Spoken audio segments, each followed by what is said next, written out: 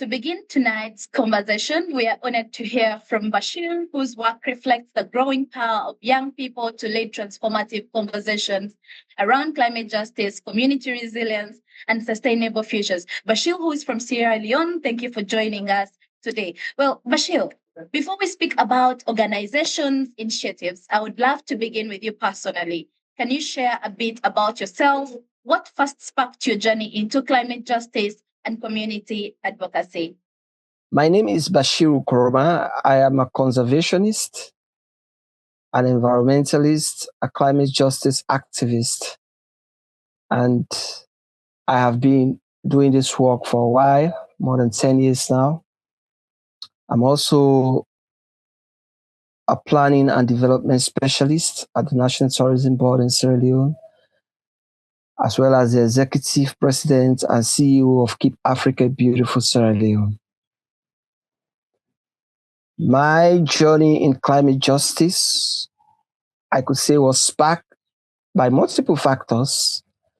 Firstly, it was due to my personal experience with climate impacts and devastation in Sierra Leone.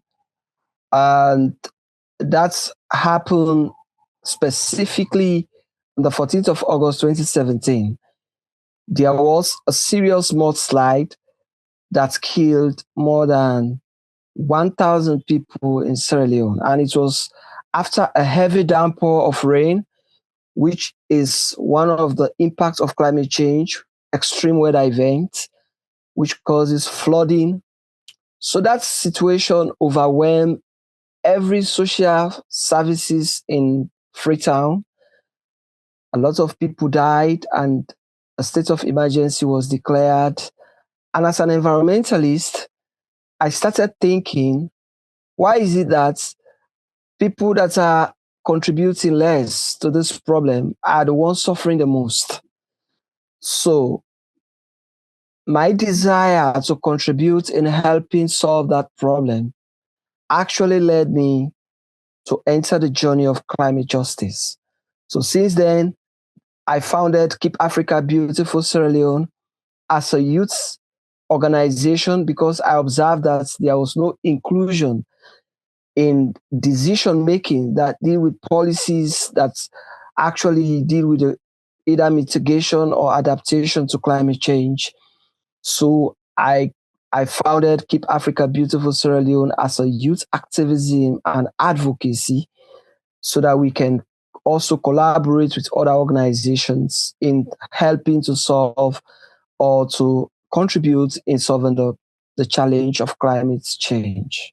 Thank you so much, Bashir. To add on, tell us about the organization or initiative you're leading or working with. What is your mission? Who are the communities you work with? And what is one initiative or project you're especially excited about right now? The organization I am leading is Keep Africa Beautiful Sierra Leone.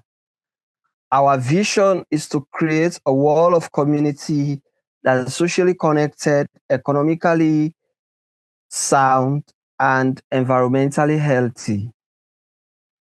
And in that, we have a mission. The mission is to engage individuals, institutions, and communities to provide environmental sustainability, climate education, and community empowerment.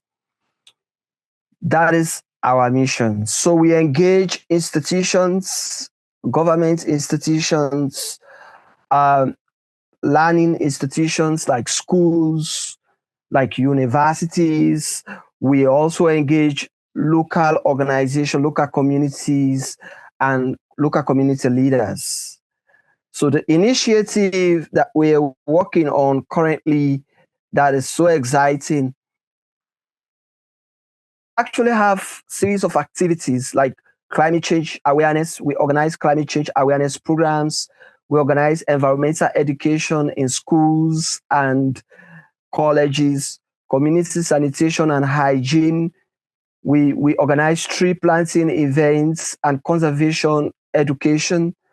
We organize youth empowerment through mentoring, public speaking programs. We also organize civic and environmental leadership programs. So currently we have a flagship program we are working on, which is the Community Youth Climate Science Lab and Collaboration Hub.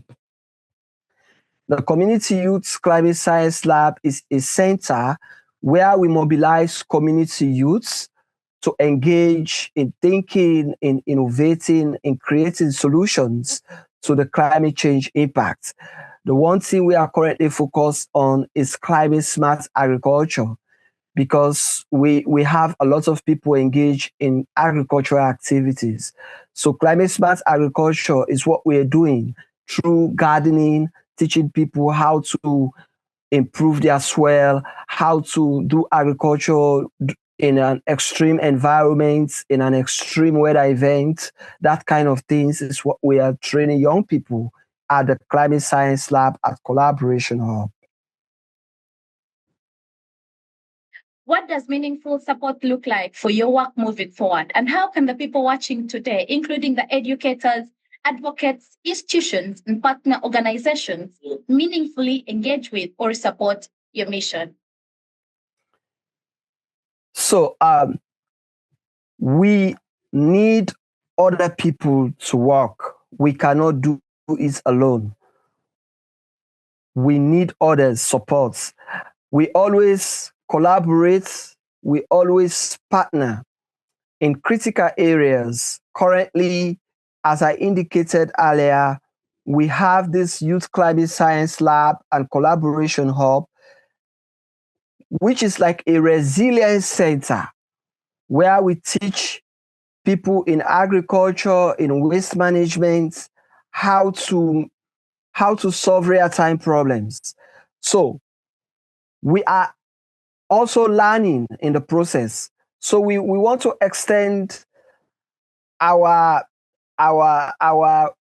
desire to collaborate, to partner with other organizations that are advanced or that are not, to help us with technical tools, technical education, technical expertise, with learning materials like books, like networks that can help us improve our knowledge, that can help us broaden our horizon. We are doing climate smart agriculture without proper tools, without proper knowledge. So we need tools like the greenhouse, which is normally used in processing the greenhouse gardening. And also we need tools like agricultural tools, improve variety of crops that can survive in a very challenging weather, in a very challenging environment. We need recommendations to programs that can help us have more projects to expand our operation in other areas, because we also want to expand our geographic scope to other areas. So that is what we currently need. We need partners, we need collaborators, we need sponsors, we need funders. Our doors are open. We have an open door policy to collaborate. Beautifully said. Thank you so much, Bashir, for sharing your story, your leadership, and the important work you continue to do. Well, our next panelist reminds us that the climate justice is deeply connected to inclusion, representation, and ensuring that communities most affected by environmental challenges are part of leading the solutions. Vanessa from Kenya, it is wonderful to have you with us. Vanessa, can you take us through your personal journey and share what first inspired your involvement in climate justice and advocacy? Hello, everyone. My name is Vanessa Ngunjiri. I'm a 26-year-old woman living in Nairobi, Kenya. When we talk about climate justice, at first I didn't quite get it. And it's because I hadn't really noticed the effects, or rather, I thought it would be these grand challenges. They are the grand challenges. But I think at an individual level, you don't introspect until I started noticing it and noticing all the plastic that we have. I come from Nairobi, a city where water is such a huge challenge, but Nairobi is also the city where we have a river. And so learning that this plastic clogs these water systems, and therefore an area like mine and other areas in Nairobi, us not getting water, that was so ironic. So deeper introspection and deeper research revealed to me that actually plastic is such a huge challenge in the climate discourse. And you may not think about it because a bottle of water, really, what difference does it do? But it is not biodegradable. It takes hundreds of years before it actually completely degrades. And that was the challenge. And that was the part I felt this is a place I could make an impact on, regardless of how small my impact will be. Tell us more about the organization or initiative you're part of. What communities do you work with? What is your broader mission? And what is one initiative currently giving you hope and excitement? I lead an organization called Gaia Waste Innovators. Gaia is the name of the Greek goddess of the environment, and Waste Innovators because we are all about the waste or all about the plastic. And as I've said, plastic is such a huge challenge, you cannot ignore it. And everybody uses plastic, whether consciously or unconsciously. And so the challenge being, how do we deal with plastic and making sure that our first mission is that plastic remains in the circular economy, right?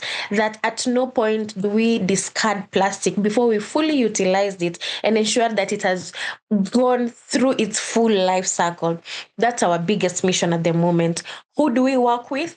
Children in schools, children outside of schools in creative platforms such as football teams and sports teams. We work with young people, collectors, recyclers, crushers, and we work with other young women like ourselves. This is a gap where we are talking about unemployment, yet this is a gap that has so much opportunity and green jobs for women, young people, people with disabilities, and other marginalized communities. So that is a place where we feel as young people, as young women, because Gaia is a women's is a women-led and women organization mostly. What's the role that we play? What am I most excited about? We are just getting into teaching children about segregation. The first step was teaching children in schools how to collect plastic, right? Let's not discard the plastic. Let's make sure that we are conscious about how we collect our plastic after use. But beyond that, how do we segregate these plastics? There's different types of plastics, PT, PET, HDPE, which we use in our day-to-day lives. So teaching these children and seeing them become so curious and know that all these different types of plastics have different life cycles and can be used in different ways, including even being sold and whatnot. That has been very exciting and very purpose-filling for me and for Gaia Waste Innovators as a whole, be it through upcycling, just making sure that we reduce the harms of plastic in the environment as much as possible. The people we work with, young people, children in schools, youth like us in their 20s and 30s, necessarily anyone who consumes plastic, including starting from the household level.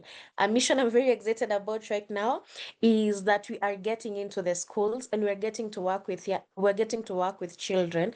And specifically right now, we are teaching kids in schools how to segregate plastics. So we started with the bins where we collect plastic. That's okay, that's good. But there's various types of plastic, PET, PT, HDPE. How do we segregate these various types of plastic? Because they all have different life cycles. So that is what we are teaching the children, and it's very exciting to see them take it up. But beyond that is to make sure that plastic has value, and that's the truth. And this is what we are teaching them. Beyond this, how do we, even working with the young people and women like us, how do we make sure that they're getting money through plastic, be it upcycling into what we make, like benches and pipes, be it selling the plastic, be it cleaning it, crushing. There is so much in the plastic ecosystem, and this is what I'm very excited about, to open up these opportunities, not only for ourselves, but other people as well. What kind of support or collaboration would strengthen your work most right now? And how can those watching become part of advancing your mission?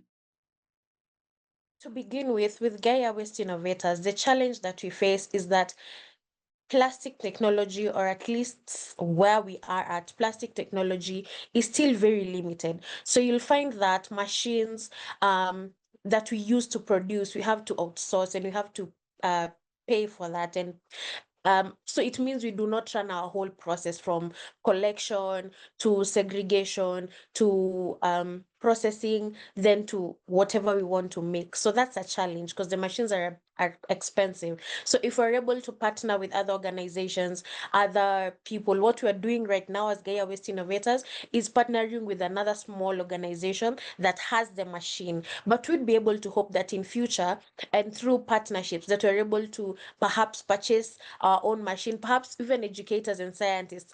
How can we be able to make these plastics and not necessarily have to, how can we be able, sorry, to make these machines and not be able to import them, you know? So that's the challenge that you're facing at the moment. But beyond just the plastic challenge, beyond just the machine challenge, it's also in terms of financial support. It's also in terms of spreading this message, ensuring that the work we're doing now can be replicated in other parts of the country, in other parts of East Africa and in other parts of Africa as well. So we think that there lies a gap also in knowledge. We are still figuring out how to deal with PET plastic, the plastic that makes water bottles and whatnot. It is reducing in value. How can we maximize it better? So because that's the most used type of plastic, how can we maximize it better? So research has to keep going, and I think that's an area that we're very excited about, to keep helping with research, to keep working with young people, educators, scientists, and anybody else who can chip in. I think there's a goal. I think the biggest goal that we have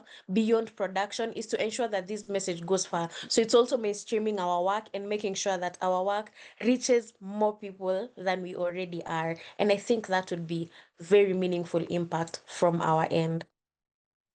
Thank you so much, Vanessa. Your reflections remind us that climate justice work is also deeply about people, dignity, and collective care. As we continue this conversation, we now hear from Johnson, who is also from Kenya, whose work contributes to reimagining sustainable futures through youth leadership, innovation, and advocacy. Johnson, thank you for joining us. Johnson, can you share a bit about your personal journey and what first drew you into climate justice and sustainability work? Thank you so much. My name is Johnson Ongan. I'm a youth leader based in Nairobi, Kenya. I'm equally the founder of Civic Group of Friends. My journey into the climate justice space has been deeply personal and rooted in my lived experiences growing up in Kibera. Kibera is one of the largest informal settlements in Africa. And for us, when you're talking about climate change, when we are talking about the heat waves, especially with the mud houses that we live in and with the brown iron sheets that we live in, we do not have ACs. It's us trying to remove our clothes. But to what extent are you able to do this? At the same time, I've seen a couple of my friends drowning in water while they were sleeping on their bed. Some that are not privileged, sleeping on their floors, drowning. So for me, climate justice and climate change is not something I've been reading on newspapers or on storybooks. This is something I've seen. Over time, I came to understand that climate justice is closely tied to social justice. The same community that contributes the least to climate change have often been the most affected. The global south countries, trickle down to Kenya, trickling down to informal settlements, where housing is still a challenge, where accessing clean water is still a challenge. It's good when you're able to identify a gap within your community. It's even better when you're able to mobilize people around the problem and together come up with solutions. Because growing up, what I've always known, if my community is going to be liberated, it's from me, it's from us, those of us that are working together, that we are going to liberate our community. Today, I see climate action as an entry point to empowering young people to take charge of their futures and reimagine their communities. Being able to mobilize my fellow young people being able to mobilize the women in my community, being able to mobilize children, so that at the end of the day, when we are able to advance our communities, we are all excited about the advancement, all of us as a community, be it youth, be it children, be it women, be it those of us that are able different, the BWDs. Because community development trickles down to each and every person being able to access clean water, access education, access health, and access a space where they're able to dream. Tell us more about the work you are currently leading and contributing to. What is your mission? Who are the communities you serve, Johnson? And what initiative are you most excited about at the moment? Yeah, thank you so much.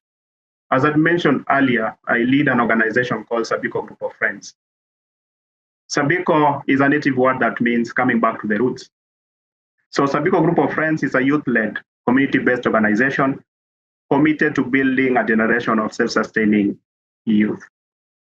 Our mission is to equip young people with knowledge, skills, and opportunities to thrive while addressing the challenges their communities have. We are currently working on 5 pillars. Our first pillar is on education and lifelong learning. Our second pillar is on youth skilling and development. Our third pillar is on climate action and environmental stewardship. Our fourth pillar is on peace building and social cohesion. And our last pillar, the fifth pillar, is strategic partnership and community engagement.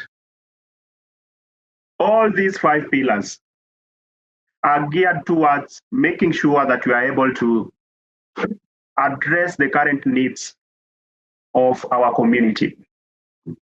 Currently, we are implementing a couple of programs within the organization. And there's one of the programs that I'm so much connected to. We are calling it Right to Learn. Within this program, what we are trying to do and what we've been able to do is to support schools in underserved communities, these informal settlements, by providing basic learning materials while also integrating mentorship tracks. And we've seen over the years, since we started this work 5, 6 years down the line, we've been able to produce learners that are holistic, learners that are able to go about their academics, both in class, academics in school, and being able to translate that academics to viable solutions that are able to address at a community level. We equally have our second pillar, program, called the Period Caravan.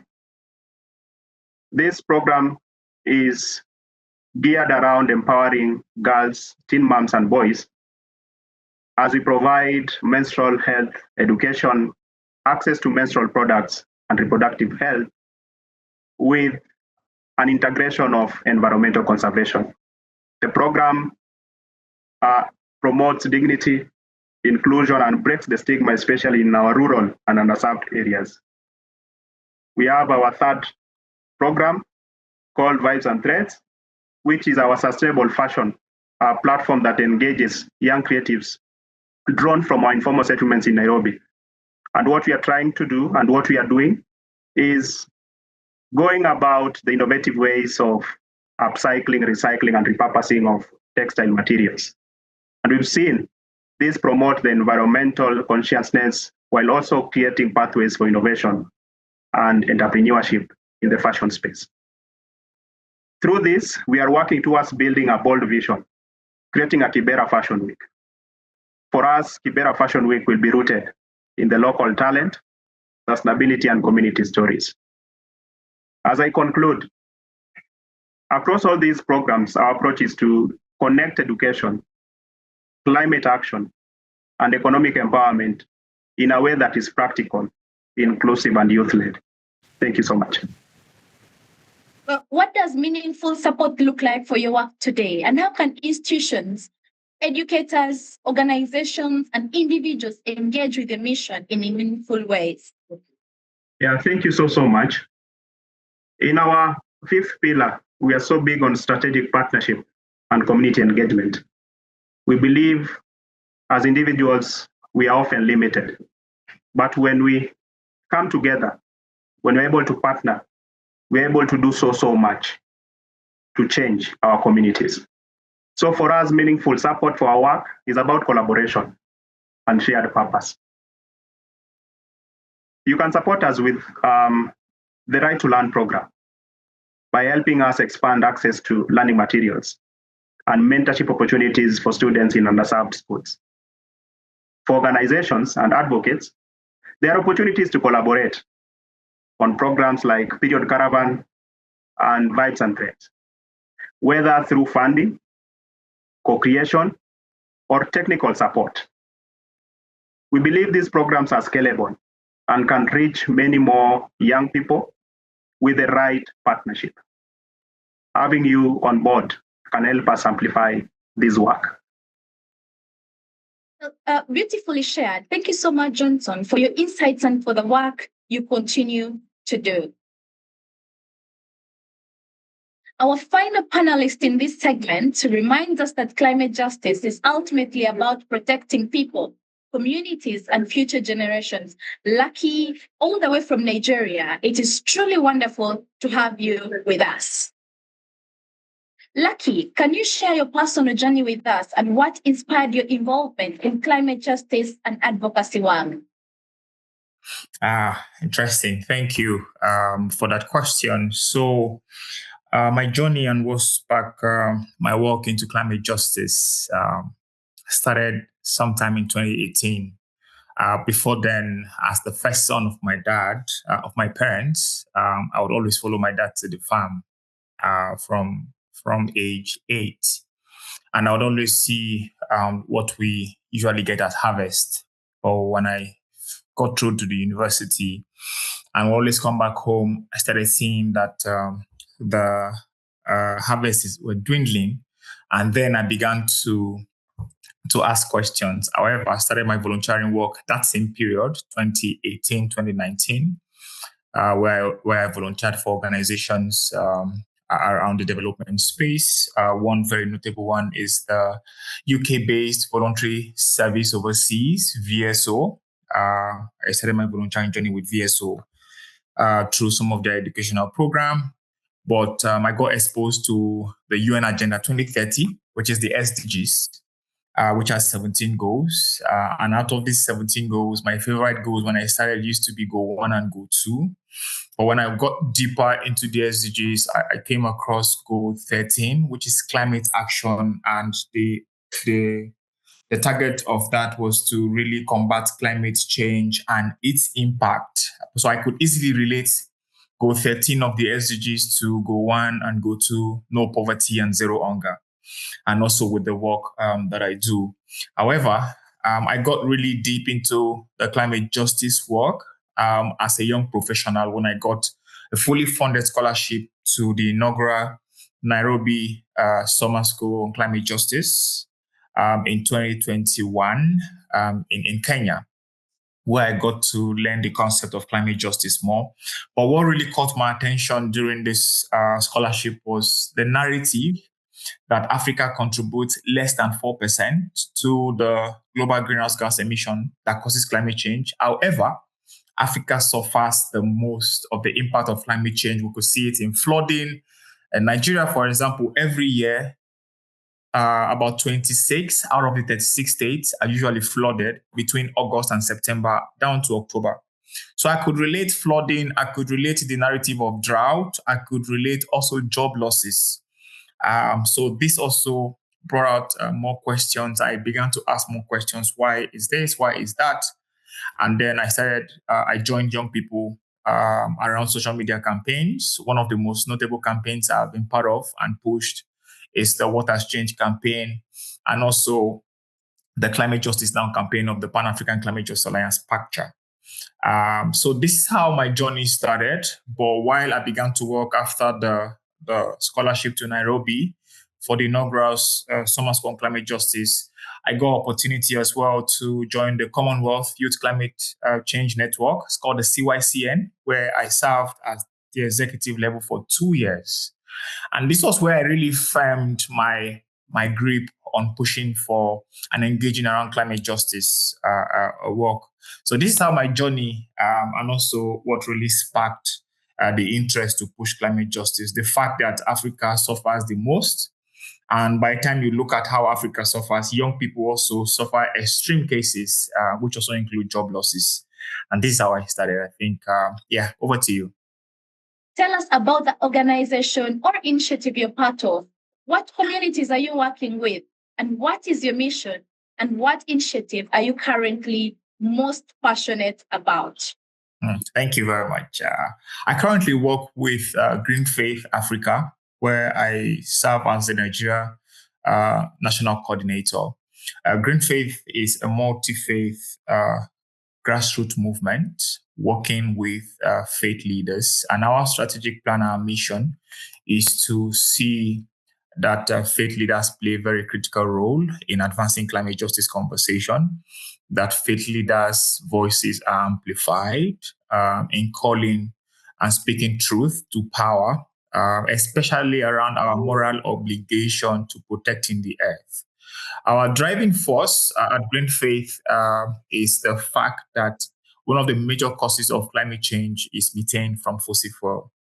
And we've seen from the sixth assessment report of the IPCC, and also we've seen calls from the UN Secretary General Antonio Guterres, who has lended his voice to the fact that fossil fuel are a major cause of climate change. So what we do at Green Faith is to build the capacity of faith leaders to understand the climate change and climate justice context, and then encourage them to use their platform to advocate and also to call for a decrease in fossil fuel investment, then increase in renewable energy options. In this case, for us, we push solar, which we think it's a clean alternative to energy that is from fossil fuel. One of the most interesting initiatives that we're working on currently is called the African Women of Faith in Energy, currently being implemented in about 5 African countries where we have presence. And the initiative is to build the capacity of frontline women who are most impacted by oil spill and oil exploration. And for Nigeria, our focus area is the Ogoni land, where we have the impact of fossil fuel that's affecting fishing, affecting farming, affects the drinking water of the community. So we are beginning to build the capacity of women to engage and also hold duty bearers accountable to providing alternative energy sources for them. But also, I think another initiative that will be interesting to mention on this call is the launch of our climate justice and social protection for climate adaptation work that we just started recently somewhere in southwestern part of Nigeria. So these 2 initiatives is what we're currently working on. But on the broader scale at the Africa region, we're also pushing the Stop EACOP campaign, which is majorly being championed around the East Africa region of Kenya, Tanzania, Uganda as well. Yeah. Well, thank you, Lucky. But what does meaningful support look like for your work and vision moving forward? How can the audiences watching today contribute meaningfully to the change you are building? Interesting. Thank you. One of the things we try to do with our campaign work, currently we have the Heal Our Land campaign, which is currently being implemented in Nigeria. There is the Keep Oil in the Ground in Ghana. And then there's the Stop EACOP campaign in East Africa. A meaningful engagement would be, for me, very simple.